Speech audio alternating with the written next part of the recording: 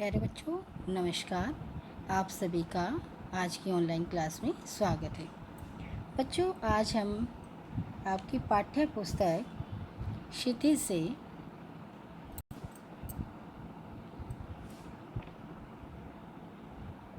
क्षितिज भाग 1 से अध्याय 10 वाक्य समझेंगे। बच्चों, मैं आपको पहले जो इसकी कवित्री हैं जिसके द्वारा वाक्य लिखा गया है ललद्यत, वो मैं आपको उसका परिचय करा चुकी हूँ और जो है पहला वाक्य जो है वो समझा चुकी हूँ। एक बार दोबारा से थोड़ा सा भूमिका बांध लेते हैं कि हमने ललेश्वरी जी के बारे में क्या पढ़ा और पहले वाक्य में उन्होंने क्या बताया है। बच्चों, आप सभी को पता लग गया है कि वाक्य जो है कश्मीरी कवित्री जो हैं उन्होंने जैसे अपने यहाँ पर कबीर के दोहे, तुलसी के पद चौपाई, मीरा के पद, तो ऐसे ही कश्मीर में कश्मीरी कवित्री ने वाक्य लिखा है। तो कश्मीरी भाषा की प्रथम जो है बच्चों संत कवित्री ललित ने भक्ति के क्षेत्र में व्यापक जन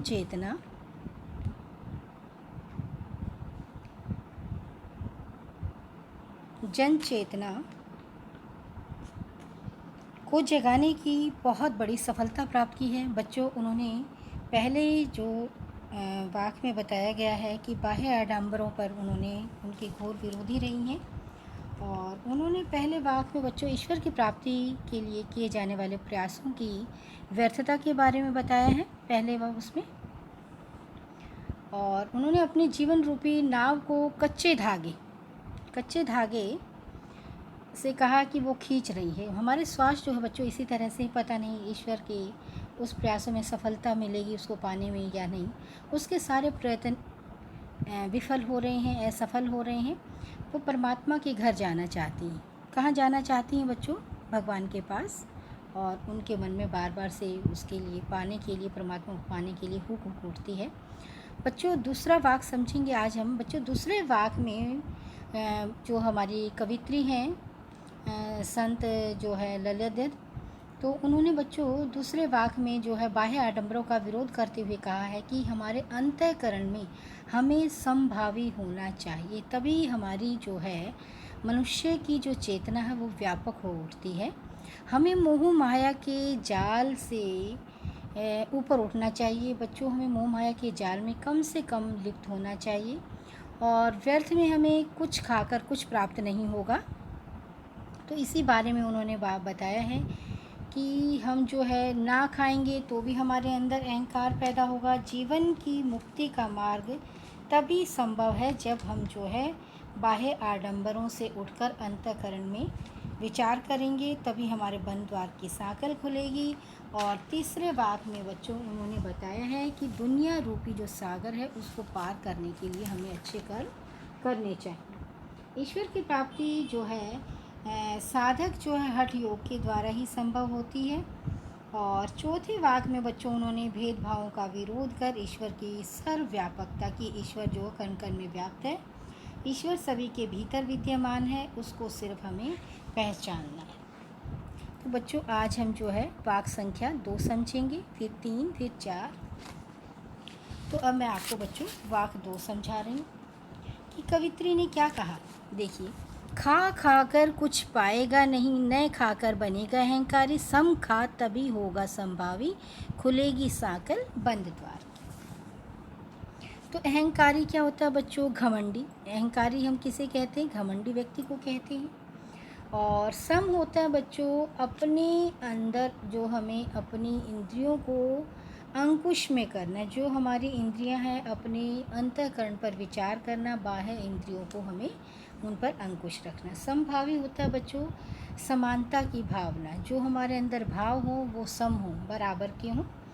और खुलेगी सांकल बंद द्वार की, इसका अर्थ है कि हमारा मन जो है इस नश्वर संसार से मुक्त हो जाएगा और हमें निर्वाण की प्राप्ति होगी, आत्मा का परमात्मा से मिलन होगा, हमारी चेतना तभी व्यापक होगी। अब मैं बच्चों आपको प्रसंग समझा रही हूँ कि प्रस्तुत वाक्य हमारी पाठ्य पुस्तक क्षितिज से लिया गया है। इसमें हमारी कश्मीरी कवि जो है ललद्यद ललेश्वरी द्वारा रचित है। इसमें मानव परमात्मा को प्राप्त करने के लिए तरह तरह के आडंबर रचता रहता है और उनसे परमात्मा की प्राप्ति नहीं होती। जो हम बच्चों बहुत सारे दिखावटीपन करते हैं, आडंबर करते हैं, इनसे हम प्रभु को नहीं पा सकते। परमात्मा को पाने के लिए हमें बच्चों अंतःकरण में अपने आप को एक भाव से, समान भाव से व्यापक चेतना को जागृत करना होगा। कवित्री कहती है, हे मनुष्य, ये संसार जो है मोह माया रूपी है। इसमें माया का जाल भरा हुआ है। हम सभी भ्रम में रहते हैं और भ्रम में रहकर हम प्रभु को नहीं पा सकते। यदि हम बाह्य आडंबरों से मुक्त हों, यदि हम बाह्य जो ढोंग है, दिखावा है, इससे मुक्त होकर अपने आप को भगवान के प्रति अपने ध्यान को लगाएं, तभी हमें सुख प्राप्ति होगी। और तरह तरह के व्यंजन खाएंगे तो हमें कुछ नहीं मिलेगा। हमारे एक मन की संतुष्टि होती है तरह तरह के व्यंजन खाने से, न खाकर बनेगा अहंकारी। और अगर ज़्यादा हम जो है व्रत उपवास आदि रखते हैं, नहीं खाएंगे तो भी हमारे अंदर जो है एक ऐसा भाव आएगा कि वो अपने आप में एक अहंकार पैदा कर देगा। स्वयं को योगी और तपी मतलब तपस्वी मानने लगेंगे, हम सन्यासी मानने लगेंगे। यदि तू परमात्मा को वास्तव में पाना चाहता है, क्या कहा कवित्री ने कि यदि तू भगवान को वास्तव में प्राप्त करना चाहता है तो अपनी इंद्रियों को, बाह्य इंद्रियों को आपने उनको वश में करना होगा और अपने अंतःकरण में भगवान को जगाना होगा। अपनी आत्मा को एक विस्तृत रूप से देखना होगा और अपने जो है तन और मन पर दोनों पर आपका अपने पर नियंत्रण रखना होगा, क्योंकि सम खाएगा तभी होगा समभावी, कि उसमें जो है समान मात्रा में ही आप खाओगे, ना ज़्यादा भूखे रहोगे, ना ज़्यादा उपवास करोगे, ना ज़्यादा अधिक खाओगे, दिखावटीपन करोगे। समभाव से रहोगे तो आपके अंदर जो है ऐसी भावना उत्पन्न होगी और तभी ऐसी भावना के द्वारा हमें इस तन मन से मुक्ति मिलेगी और तभी जो है हमारे जो शरीर रूपी शरीर में जो आत्मा है, तभी हमारी जो है उसकी सांकल खुल जाएगी, द्वार खुल जाएंगे और हमारी चेतना जो है विस्तृत और व्यापक हो जाएगी। बाह्य आडंबरों में कुछ भी नहीं रखा है, ये सिर्फ क्या है, दिखावटीपन है, लोगों को उलझाने वाली बातें। तो बच्चों, इन्होंने जो है कवित्री ने बाह्य आडंबर कौन से कहा है। जैसे हम बहुत बारी व्रत रखते हैं और अपने आप को संयमी बताते हैं और कुछ मिल जाए तो हम बहुत सारी चीज़ें, व्यंजन आदि खाते रहते हैं, पिज़्ज़ा आदि, फिर दिखावटी करते हैं कि हम तो बहुत कुछ खाते हैं, बहुत हमारे पास पैसा है, हम ये खाते हैं, वो खाते हैं। तो ये सब क्या है बच्चों, बाह्य आडंबर हैं। हमें अपनी इंद्रियों पर वश करना चाहिए, अपने जीवा के स्वाद को नहीं आंकना चाहिए। और कवित्री ने मानव मन से मुक्त होने की चेतना भी बताई कि हमारी चेतना जो है तभी व्यापक हो उठेगी, तब हम जो है समभाव रखेंगे, समान रूप से हमारा भाव होगा। और कवित्री ने बच्चों बाह्य आडंबरों को महत्व नहीं दिया है। उन्होंने कहा है कि हमें समभावी बनना चाहिए। हमें जो है ना तो अधिक खाना चाहिए, ना कम खाना चाहिए, हमारे अंदर समान भाव होना चाहिए। और इसी कारण ही हम जो है प्रभु के पास अपने आप को पा सकते हैं। उसकी तल्लीनता तभी हमें अंतःकरण में प्राप्त कर सकते हैं और अपने अंतःकरण में उसको जगा सकते हैं। अब बच्चों, हम पढ़ रहे हैं वाक्य संख्या नंबर 3। आई सीधी राह से गई न सीधी राह, सूक्ष्म सेतु पर खड़ी थी बीत गया दिन। जेब टटोली कोड़ी न पाई, माझी को दूं क्या उतराई। तो बच्चों, आपको पता है कि हम इस संसार में बहुत सीधे कदमों से चल कर आते हैं, लेकिन जाना जो है बहुत ही टेढ़ा है। हमारा पूरा शरीर बच्चों सुषुम्ना नाड़ी पर ही बना हुआ है और 3 नाड़ियां हैं हमारी बच्चों, इंगला, पिंगला और सुषुम्ना। हठ योग के अनुसार शरीर में 3 प्रधान नाड़ियाँ मानी गई हैं। कौन कौन सी बताई बच्चों मैंने आपको? इंगला, पिंगला और सुषुम्ना। तो हमारा जो शरीर है बच्चों, वो कौन सी उस पर सेतु पर टिका हुआ सेतु होता है बच्चों? पुल। तो इसमें जो है कवियत्री क्या कहती हैं कि इसमें जो हमारे नासिका के मध्य भाग में स्थित है सुषुम्ना नाड़ी। और जब जेब टटोली, अब जेब टटोलना मतलब अपनी आत्मा का अवलोकन करना, उसको लोचन करना, उसको देखना कि हमने इस संसार में क्या कर्म किए हैं, कितने अच्छे कर्म किए हैं, उन सब को जानना। जब सबको देखा तो कुछ प्राप्त नहीं हुआ कि हमारे द्वारा कुछ कर्म अच्छे नहीं किए गए हैं। और बच्चों माझी कौन होता है? माझी जो है प्रभु है, ईश्वर को कहा गया है। माझी कौन है? ईश्वर। तो यहाँ पर जब हम प्रभु के पास जाते हैं तो हम अपने कर्मों के अनुसार ही हम जो है जीवन पाते हैं और कर्मों के अनुसार ही हमें फल मिलता है। तो अगर हमने क्या दूँ उतराई का मतलब क्या है कि मेरे द्वारा जो क्या कर्म किए गए हैं, कौन से सदकर्म, कौन से उतराई देनी है मुझे? सदकर्मों की। कौन से बच्चों? सदकर्म की उतराई। कि जैसे जो हम काम करते हैं तो उसके अनुसार ही हमें जो है फल मिलता है। और हम जैसे जहाँ पर जो भ्रमण करते हैं उसके द्वारा, तो यहाँ पर कवि ने यही कहा है इस वाक्य में बच्चों। हमारी जो है कवित्री जो है ललित, उन्होंने परमात्मा के पास जब हम जाते हैं, जब मनुष्य हमें इस संसार में भेजता है, बहुत सीधे स्पष्ट रास्ते से भेजता है। हमारा मन तन सब कुछ स्वच्छ होता है। हमें हमारे अंदर किसी प्रकार की छल कपट बेईमानी नहीं होती। और जब हम दुनियादारी में प्रवेश कर जाते हैं, मोह माया में इतने लिप्त हो जाते हैं, पूरे हमारे अच्छे कर्म जो है वो लुप्त हो जाते हैं, हम बुरे कर्मों में ज़्यादा फंस जाते हैं। तो परमात्मा के पास जब जाएंगे तो हमें वहाँ पर बताना होता है कि हमने इस संसार में आकर कौन से अच्छे कर्म किए हैं। तो इस भव सागर को जब हम पार करके जाते हैं तो हमें वहाँ पर हमारा लेखा जोखा होता है भगवान के पास। और प्रभु पूछता है, भगवान पूछता है कि तुमने कौन से अच्छे कर्म किए जिसको मैं आपको अच्छा जीवन आगे से दे सकूं, या आपके जीवन के जो कर्म हैं वो कौन से अच्छे हैं। तो यहाँ पर बच्चों कवित्री जो है वो दुख से भरे भाव से कहती हैं कि क्या कहती, यहाँ पर कवित्री अपने दुख भरे भाव से क्या कहती हैं कि इस संसार में भगवान ने हमें भेजा है। तो हमारे जब हम संसार के अंदर आते हैं, हमारे अंदर छल कपट बेईमानी कुछ नहीं होता, बिल्कुल हम सीधे और स्पष्ट होते हैं। तो सीधी राह से हम आते हैं, हम मोह माया से ग्रस्त नहीं होते। लेकिन धीरे धीरे जैसे हम संसार में लिप्त होते चले जाते हैं तो हमारे अंदर छल कपट बेईमानी आदि आ जाती है। तो यहाँ पर कवित्री ने कहा कि मैं सुषुम्ना नाड़ी रूपी पुल पर खड़ी रही। कौन से? सुषुम्ना नाड़ी रूपी पुल पर खड़ी रही, मतलब इस शरीर को कौन से उसके द्वारा सांस जो है बेटा, श्वास नली जो नासिका के अंदर है वो सुषुम्ना नाड़ी है जिसके द्वारा हमारे श्वासों का आवागमन होता है।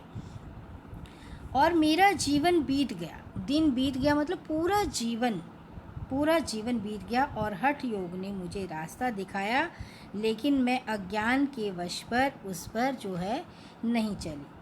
भगवान ने तो मुझे रास्ते सीधे दिखाए लेकिन मैं उन पर नहीं चली। मैं मोह माया रूपी इस संसार में उलझ गई। कौन से? उसमें मोह माया रूपी संसार में उलझ गई। और जब मुझे इस संसार को छोड़कर जाना है, इस संसार को छोड़कर मैं कहाँ जाऊँगी? प्रभु के पास, परमात्मा के पास। और वहाँ जाकर जब मेरे द्वारा मेरा आत्मलोचन हुआ, मेरे द्वारा अपने आप मेरा विवेचन हुआ, मैंने अपने आप को देखा, मैंने अपने आप को अंदर से झांका कि मेरे द्वारा इस संसार में कौन से सदकर्म किए गए हैं, कौन से अच्छे कर्म किए गए हैं, तब मैंने देखा तो मेरे पास कुछ भी अच्छे कर्मों का ब्यौरा नहीं मिला। जीवन भर भक्ति नहीं की, इसलिए मुझे कोई अच्छा फल भी नहीं मिला। मुझे पता नहीं कि मैं भगवान के पास जाऊंगी तो ये भगवान कौन है? माझी है, ये जो मेरी नाव, शरीर रूपी नाव को खे रहा है। और इसमें ईश्वर को मैं क्या दूंगी। जैसे हम किसी नाव में बैठते हैं तो माझी को हम किराया देते हैं, बस में बैठते हैं तो भी किराया देते हैं। तो इस संसार से जब मैं जाऊंगी भगवान के पास तो उसको मैं क्या दूंगी, मेरे कर्मों का क्या, कौन से सदकर्म दूंगी, उसमें कौन से सदकर्म बताऊंगी। भाव यह है कि मैंने इस संसार में अपने जीवन को बेकार ही गंवा दिया, मेरे पास कोई अच्छे कर्म रूपी मेहनताना भी नहीं है। तो बच्चों, मैं आपको एक लाइन स्पष्ट कर रही हूँ। गई न सीधी राह से कवित्री क्या कहती हैं बच्चों, इससे कहा है कि हम संसार के मोह माया के बंधनों में इतने बन जाते हैं कि हम चाह कर भी परमात्मा को पाने के लिए भक्ति का मार्ग नहीं अपनाते, और जैसे हम जो है अच्छे कर्म नहीं करते और दुनियादारी में ही उलझे रहते हैं। मांझी कौन है बच्चों? मांझी ईश्वर है, गुरु है, जिसने इस संसार में जीवन दिया था और जीवन की राह दिखाई थी। उत्तराई कौन से हैं बच्चों? हमारे सदकर्म हैं, जो कि हमारा मेहनताना है। क्या है? हमारे सदकर्म जो है हमारे मेहनताना है, जो संसार त्यागने पर मुझे ईश्वर को देनी। अब बच्चों, मैं आपको वाक्य संख्या नंबर 4 समझा रही हूँ। क्या कहा? थल थल में बसता है शिव। क्या कहा कि थल क्या है बच्चों? सर्वत्र, कण कण में कौन बसता है? शिव। भेद न कर क्या हिंदू मुसलमान। अब हम जो है अंतर करते रहते हैं कि ये हिंदू है, ये मुसलमान है। अब क्या कहा कवित्री ने? ज्ञानी है तो स्वयं को जान। हम ना हिंदू हैं ना मुसलमान हैं, हम एक सच्चे इंसान हैं। तो हमारे अंदर एक सच्ची भावना, सच्ची कौन सी? इंसानियत की भावना होनी चाहिए, जाति धर्म से परे। और वही है साहिब से पहचान, और वही हमारी बहुत बड़ी ईश्वर के आगे हमारी पहचान है। वो हमें हिंदू मुसलमान करके पैदा नहीं करता, वो एक हम इंसान करके भेजता है। और हमारी इंसानियत, जब हम धर्म आदि में, जाति पाति में घुस जाते हैं तो वो इंसानियत लुप्त हो जाती है। तो बच्चों, अब मैं इस वाक्य को समझा रही हूँ, इसकी प्रसंग समझा रही हूँ। थल थल मैंने बता दिया बच्चों आपको, कण कण होता है, सर्वत्र होता है। और शिव कौन है बच्चों? शिव जो है ब्रह्मा विष्णु महेश, इन तीन के द्वारा ही संसार चलता है, और हमें अंत में शिव के अंदर ही तल्लीन हो जाना पड़ता है। भेद होता है, अंतर। और साहिब कौन है बच्चों? साहिब हैं हमारे प्रभु, हमारे ईश्वर, हमारे भगवान, हमारे अल्लाह, हमारे खुदा, जिसको हम अनेक नाम से पुकारते हैं। तो इस वाक्य में जो है हमारी कवित्री जो है वो हमें समझा रही हैं कि हमें शिव के दर्शन करने पर हमें चिंतन करना चाहिए, कि मानती हैं कि शिव रूपी संसार जो है कण कण में व्याप्त है। हमारा शिव जो है प्रभु, हमारा ईश्वर जो है कण कण में व्याप्त है। कवित्री कहती है शिव तो संसार में, पूरे संसार में विद्यमान है, कण कण में व्याप्त है, सर्वत्र विद्यमान है, सभी जगह उनका निवास है। प्रभु का स्वरूप तो प्रत्येक वस्तु के कण कण में सिमटा हुआ है। कोई आप अपने आप को हिंदू माने, मुसलमान माने, उसमें कोई भी भेद नहीं है, उसमें कोई हमें अंतर नहीं करना चाहिए। यदि आप ज्ञानवान हैं, क्या कहा? ज्ञानी है तो स्वयं को जान। यदि आप ज्ञानवान हैं तो अपने आप को पहचानो, स्वयं को पहचानो। किसको? अपने आप को। स्वयं को पहचानना ही प्रभु को पहचानना है। अगर हमने अपने को जान लिया तो सोचो हमने प्रभु को पा लिया, क्योंकि हमारे अंदर जो है परमात्मा का अंश आत्मा निवास करती है, और परमात्मा ही आपके जीवन का आधार है। वही आपके भीतर है, और आपके जीवन की गति को देने वाला कौन है बच्चों? हम तो भगवान के हाथों की कठपुतली हैं, और वो हमारे अंदर निवास करता है। वो सर्वव्यापक है, इसलिए धर्म के आधार पर उसमें हमें कोई भेदभाव नहीं करना चाहिए। आत्मज्ञान ही सर्वोपरि ज्ञान है, और यदि आपके अंदर है तो आपने सब कुछ पा लिया, और आपने किसकी पहचान कर ली? आपके द्वारा परमात्मा की पहचान हो गई, आपने प्रभु को पहचान लिया। आपको जो अच्छे से समझ आ गए होंगे चारों वाक्य। अब मैं थोड़ा सा इस वाक्य को भी और थोड़ा स्पष्ट कर देती हूँ कि कवित्री जो है उन्होंने शिव के बारे में क्यों कहा बच्चों। कवित्री जो है वो भगवान शिव को मानती हैं और शिव जो हैं वो इस संसार के जो है पालनहार भी हैं और अंत में हमें उसी के अंदर सम्मिलित हो जाना पड़ता है। और चिंतन जो है शिव दर्शन ही, शैव जो है वो दर्शन का आधार है। परमात्मा के लिए शिव शब्द का प्रयोग किया गया है। परमात्मा बच्चों एक ही है, चाहे कोई हिंदू है, चाहे मुसलमान है, चाहे सिख है, सबके अंदर प्रभु एक परमात्मा की एक जो अंश है आत्मा, उसी का ही निवास है। हमें जो है तरह तरह के भेद नहीं रखने चाहिए, जाति पाति का और धर्म से हमें ऊपर उठना चाहिए। धर्म के नाम पर हमें कोई भी हमारे अंदर आस्था नहीं आनी चाहिए। हमारा धर्म होना चाहिए सबसे बड़ा धर्म इंसानियत का। ईश्वर वास्तव में संसार के कण कण में व्याप्त है। कहाँ कहाँ पर व्याप्त है बच्चों? कण कण में व्याप्त है और प्रत्येक प्राणी के शरीर में व्याप्त है। चाहे वो छोटे से छोटा जीव है या बड़े से बड़ा जीव है, सभी के अंदर जो है उसका शिव शक्ति का ही रूप है, उसी का परमात्मा का एक अंश है आत्मा। और उसे हमें अपने भीतर पाने की कोशिश करनी चाहिए, अपना अवलोकन करना चाहिए, अपने अंदर चिंतन करना चाहिए, अपना मनन करना चाहिए और तभी हम प्रभु को पा सकते हैं। वो कण कण में व्याप्त है, हर प्राणी के शरीर में है। उसे हमें बाहर ढूंढने की, मंदिर में, मस्जिद में, काबा में, काशी में कहीं ढूंढने की आवश्यकता नहीं है, वो हमारे अंदर है। हमारे कर्मों के द्वारा ही हमारी पहचान है। अगर हम अच्छे कर्म करते हैं तो हम सुर प्रवृत्ति के हैं, अगर हमें बुरे कर्म करते हैं तो हमारी प्रवृत्ति क्या है? असुर प्रवृत्ति है, बुरे कर्म वाली प्रवृत्ति है।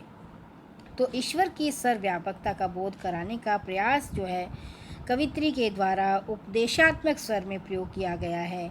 ईश्वर को वो कण कण में व्याप्त मानती हैं। उसे पाने के लिए बच्चों हमारे अंदर जो है आत्मज्ञान की परम आवश्यकता है। हमें अपने अंदर के ज्ञान को जगाना चाहिए और तभी हम प्रभु को पा सकते हैं। अगर हमने अपनी अंतरात्मा को जगा लिया, अंतर्ज्ञान को जगा लिया, आत्मज्ञान को जगा लिया, तो हम पूरी तरह से प्रभु को पा सकते हैं।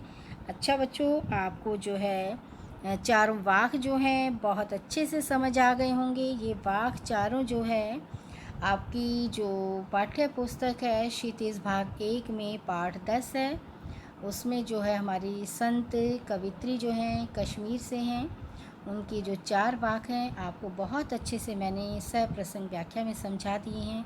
बच्चों पूरी ऑनलाइन क्लास में आप सुना करो ताकि आपको पूरा अच्छे से समझ आ जाए। पूरा अच्छे से ध्यान लगाकर सुनो और मनन करो, चिंतन करो। अपने अंदर जो हमारे परमात्मा का अंश है आत्मा, उसको पहचानो।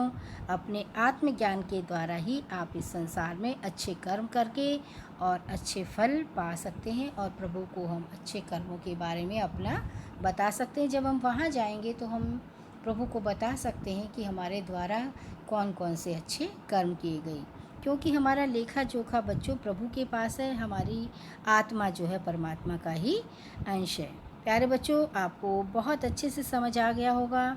नमस्कार प्यारे बच्चों, अगली क्लास में मैं आपको प्रश्न अभ्यास समझाऊंगी। ये आप तब तक इसको अच्छे से सुने और समझें। धन्यवाद प्यारे बच्चों, धन्यवाद।